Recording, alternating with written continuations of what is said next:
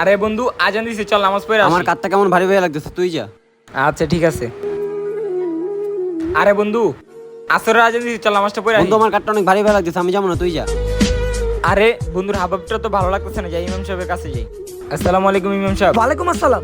ইমাম সাহেব, যখন আমার বন্ধুর আমি নামাজ পড়তে বলি তখন বলে কাঠটা ভারী ভারী লাগতেছে, আর আপনি একটা কিছু করেন। আচ্ছা, তোমার বন্ধু এখন কোথায় আছে? ইমাম সাহেব ভূত বিল্ডিং এর নিচে বসে আছে। আচ্ছা চলো।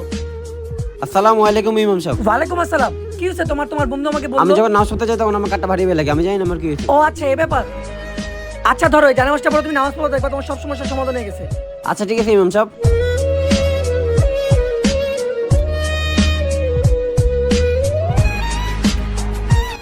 পড়িস না নামাজ পড়িস না, ওঠ ওঠ নামাজ পড়িস না।